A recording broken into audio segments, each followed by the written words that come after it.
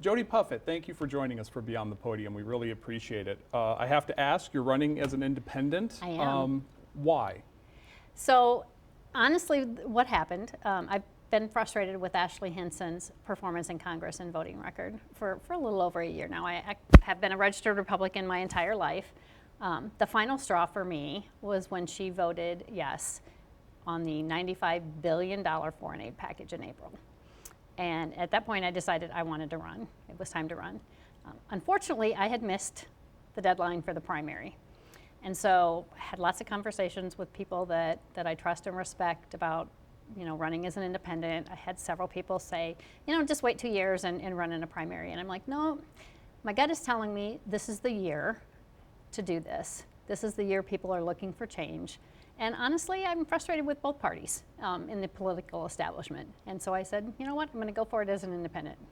Well, let me ask you about that foreign aid package. Is it what it's going to, or is it the fact that we're simply spending that money on another country that you have an issue with? It's both. Our spending in total is completely out of control, and our debt is out of control. And I come from a finance background. I had a 30-year career at Transamerica. So I'm frustrated with just the lack of financial responsibility that we have at the federal level.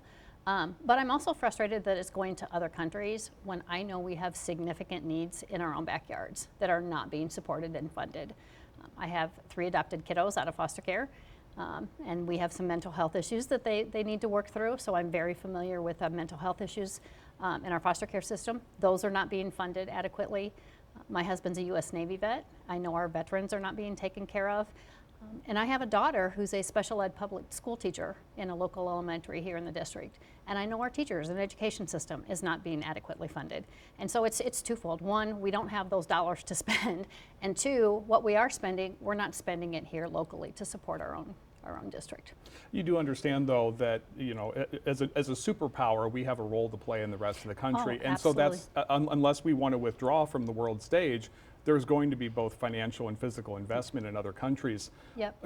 Is that where the funding needs to come from, or are there other places in the government that can funnel money to these causes like education and mental health? I think my biggest concern with the funding that we're doing, and I absolutely agree, we need to support our allies. But you get to a point where it's like, okay, how much is enough? And quite frankly, we're funding both sides of some issues. And my bigger concern is a complete lack of accountability and transparency into where those dollars are being spent. I'm a former auditor, so I like to know that when I'm spending money that it's being spent adequately and wisely and effectively. I don't think we know where a lot of this money is even going. And so that's my biggest issue. So twofold. One, we need to take care of America first, and 2, if we're going to send money to our allies, we absolutely need to have better accountability on how those dollars are spent. You also talk about, I look at your website and you talk about Congresswoman Hinson a lot, but not so much about the Democratic Party. Well, what are your issues with them specifically? Well, and that's where I feel like we've gotten so polarized. I don't have issues with the party separately, right? We've gotten to be either all Democrat or all Republican, and there's so many ways that we can come together and align. I'm a big believer. I focus on policy, not party. And so I wouldn't say just as a general rule, I have issues with the Democrat Party. I am not necessarily aligned on some issues with them. But having said that, like I said, I focus more on the issues, not the party. You talk about the border and immigration crisis on your website. I wonder, what are the main issues there that you want to see Congress tackle?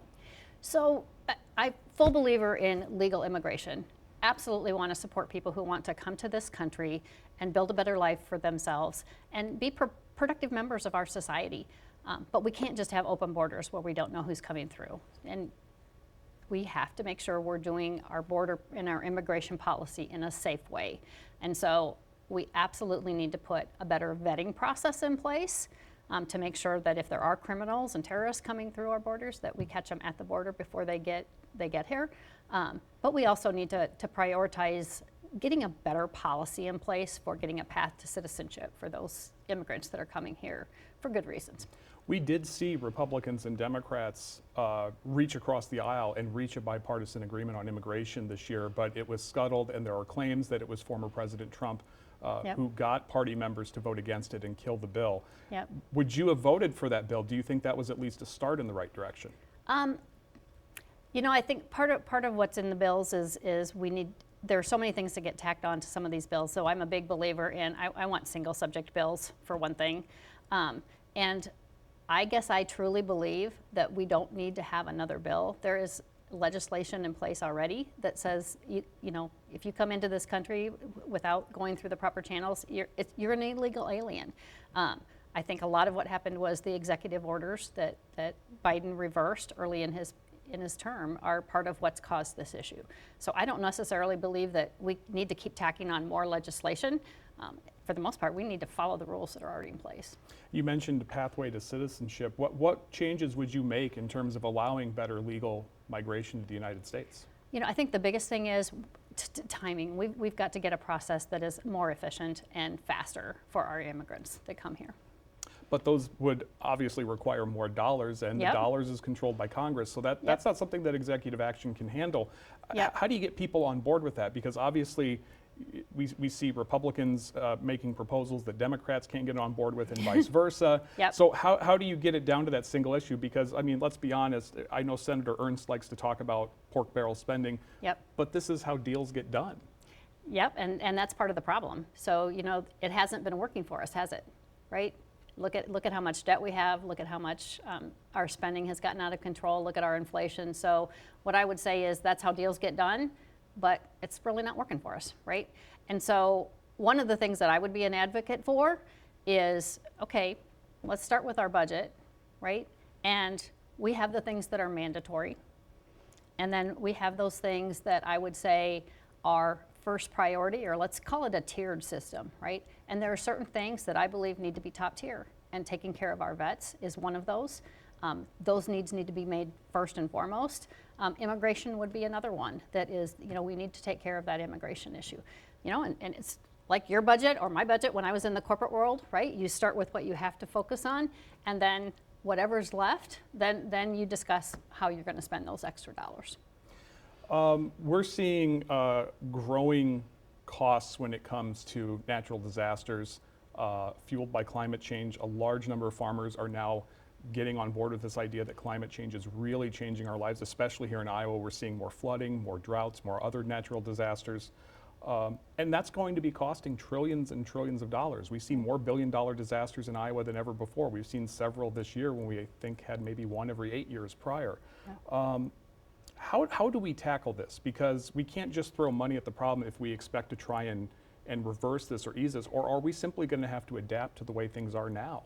Well, I'm not fully on board that climate change is as critical and as much of an emergency as maybe some folks believe. Do I believe we impact the climate? Absolutely. But I also believe climate change has been happening on the earth for hundreds and hundreds and thousands of years, right? I believe we need to be responsible in taking care of our earth, and there absolutely are things that we can do. For example, I do not buy laundry soap that's in a plastic jug, right? I buy laundry soap that's in sheets. There's a lot of little things we can do, but I guess I'm not quite as on board with the whole climate change narrative as a lot of folks are. But on board with it or not, we are seeing more disasters here in Iowa and the rest of the country, and that's costing state governments, federal governments, billions more. Give me some facts. So I'm a former auditor. Sure. So when you make a statement like that, what I want to know is, okay, what are your facts to back that up, and how much more have we seen more disasters here in Iowa relative to, let's just say, the last 100 years? So we're seeing more, in terms of cost, we're seeing more billion-dollar disasters from tornadoes, floods, hurricanes, drought throughout the country. We're seeing larger impacts on life. We're seeing more repetitive disasters. We're seeing more stronger hurricanes come and hit the United States. We're going to be seeing one here very soon this week. Yeah. And beyond the cause, we're simply seeing added costs, added impacts to life. Here in Iowa, we're seeing insurance companies leave the state. Mm-hmm. People are struggling, companies, churches are struggling to get insurance because of the higher frequency of disasters. Insurance companies can't afford to do business in Iowa anymore. Yeah. So how do we solve that issue? Whether you believe climate change is the cause or not, we are seeing more of this, and it is impacting people's lives. Yep, I guess I would say I have not seen data that supports that. I mean, I look back at, in fact, the Ryan tornado that happened, and I don't know if you remember that. You know, that was 50 years ago, right? There have been disasters happening for hundreds and hundreds of years, right? I have not seen enough data, and again, I'm very data driven because I'm an auditor and a finance person. I have not seen enough data, and I can absolutely research this more, and maybe we can have another conversation Sure. about it, but enough actual data to tell me that yes, we are seeing more disasters and all of these things than we have for the last 100 years, 200 years. So when you see insurance companies leaving Iowa, I spoke to an insurance agent in Marshalltown. They have been operating at a loss for 2 years now, something they've never had to deal with before. We're seeing premiums go up. We're seeing loss of coverage for things like hail on homes and businesses. I've spoken to a couple of churches who are struggling to even get insurance for their buildings anymore. How would you address that problem in the short term then? So having had a 34-year career in the insurance world, I can tell you that not all of that is driven by just the claims, right? So a lot of insurance companies, quite frankly, do not operate very efficiently and effectively. They have a lot of legacy systems that are very costly, and the insurance industry in general has been having a lot of efforts over the last 5 to 10 years trying to do what refer to transformation initiatives to get to a more efficient process in their systems and their processes. So claims is a great example. You know, another thing that impacts insurance companies is their investment portfolio. So when you look at an insurance company's investment portfolio, you know, interest rates are really high right now. When interest rates go up, when they're too low or too high, those impact the insurance companies as well. So while the disasters themselves may be part of the puzzle with why insurance companies can't make money, I'm a true believer in having been on the inside. I know that there are a lot of other issues that go into their financials that cause those problems. One other thing I notice on your policies is abortion. We saw Roe v. Wade overturned 2 years ago.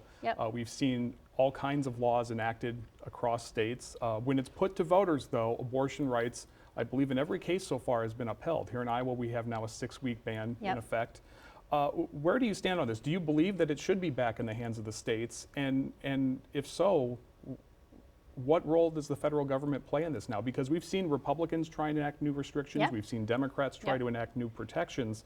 So where as an independent would you fall on this? So first of all, I do believe should be back in the states. So whether you agree with it or not, the Supreme Court has ruled that this is a state issue, not a federal issue, but I'm happy to give you my position on this. I absolutely believe that women need to have options early in their pregnancy if they want to terminate that pregnancy. But I also am not for elective abortions. And let's set aside medical issues, the life of the mother, the baby has an anomaly that makes it not viable. I have a dear friend who had a baby with anencephaly, right? And she was given the option to terminate it or not. So let's set those aside, because to me those are given. But elective abortions in later terms, to me, is just not an option that I think should be on the table. So I consider myself more in the middle. If at a federal level a complete ban on abortions bill would come to the table, I would vote no. If a bill would come to the table that said we're going to allow a woman's right to choose all the way up through the point of birth, I would vote no on that as well.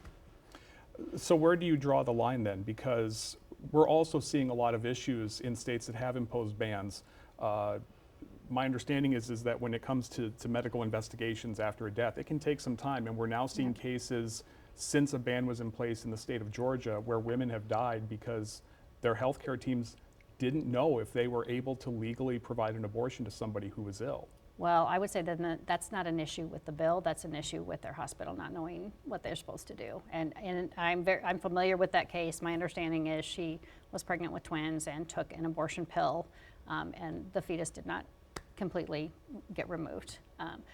If I were in that situation and if I were that family, I would be going after the hospital, right? Because the hospital should have provided the necessary care to take care of her so that did not happen. It was a tragic event. Do you think the federal government plays any role in determining exactly the rules when it comes to accepting or denying an abortion so that there is no legal gray area? Because some of these bills that frankly were pushed through rather quickly in state houses aren't always the best written. Yeah, I would agree with that. So I would make it very clear that if there is a medical necessity to save the life of the mother, or whether that baby has some kind of anomaly that makes it not viable. Ectopic pregnancies is another situation. You know, those are not going to go to term. They just aren't. I mean, and that needs to be a medical doctor's decision. You come from rural Northeast Iowa like myself. We're seeing a lot of parts of this state lose access to women's health care, lose access to labor and delivery. And a lot of people believe part of that has to do with the new 6-week abortion ban in Iowa. Do you agree with that ban? And I guess why? I guess, first of all, I wouldn't call it a ban. I would say, you know, you're setting in place a limitation on when an abortion is allowed. It's up to 6 weeks, right? It's banned after 6 weeks with After exceptions. Yep, that's fair. That's fair. It's a restriction. Yep. You know, and I wholeheartedly agree that, you know, in rural Iowa, there are areas that do not have good health care, and we are seeing OBGYNs, you know, but I think a lot of that also we can attribute maybe some of it to the abortion issue, but I also believe that there's probably a lot of insurance costs associated with being an OBGYN. And I'm not an OBGYN, so I'd have to speak to an OBGYN to say, okay, you know, what's your take on that? But my guess is it's not just one issue. It's usually multiple issues that drive some of those decisions. And I have spoken to some care providers that do bring up insurance issues, malpractice issues that are not attractive. We've seen the State House address this malpractice issue to a point, but we're not seeing any change. What do you think needs to happen next then? You know, I think we need to keep at it, right? And we need to look at insurance claims, and we need to look at malpractice suits. I quite frankly wouldn't want to be in that world. So I kudos to those doctors who are passionate about it and want to be in that world. But again, we need to just keep recruiting OBGYNs. I know we have a new doctor coming to Eastern Iowa here that's going to do OBGYN. So I think it's recruitment, but we need to keep hammering on the malpractice issue. Last time I checked, you were self-funding your campaign for a few $100s. You're running against a Democrat. You must have read my FEC report. I have. There you go. You're running against a Democrat that has a few $100,000, and you're running against a Republican with almost $2 million. I guess then, what do you hope to accomplish in this race? Because I don't want to be a bearer of bad news, but I'm not seeing any signs of a victory here. Yep, nope, you know what, and I've been asked that before, and I'm not going to lie, there are headwinds there, but I'm in it to win it. And I truly don't believe that I need to spend millions of dollars in order to do that. So one of the things that I do think is important, and I'm fortunate, I'm retired right now, so I can spend 100% of my time boots on the ground meeting with folks. And you know, those individuals, what I'm hearing from them is they feel like the two-party system has failed us. They're tired of feeling like they don't have enough options on the ballot, and they're picking the lesser of two evils. And I don't mean that specifically to my particular opponents, but just in general. So honestly, I got a lot of positive feedback on my campaign trail. And the one thing that I will tell you, I'm going to keep doing what was successful. Nobody ever thought I could get 1,726 signatures to be eligible to be on the ballot either as an independent candidate, and we did it. And we did it in a very short time frame. So I'm headwinds, absolutely. Is it not the normal path? Absolutely. But I'm in it to win it. If this is the one interaction that our viewers have with you, what's the one biggest takeaway that you want them to have about your campaign and asking for their vote? You know, again, I am in this to affect change in Washington. And I refer to it as the establishment, but it's both parties. And they play this game and get their deals done. But again, that's not working. And I'm in this to shake things up and to affect change. I'm, again, retired, so I'm not in this to build a political career. I'm in this to get these changes made and then get back to enjoying time with my kids and grandkids. And in order to prove that and to show that I put some skin in the game, I have committed to actually donating my first year's salary, if elected, to nonprofits here in the district. Jody Puffett, thank you for joining us for Beyond the Podium. Thank you.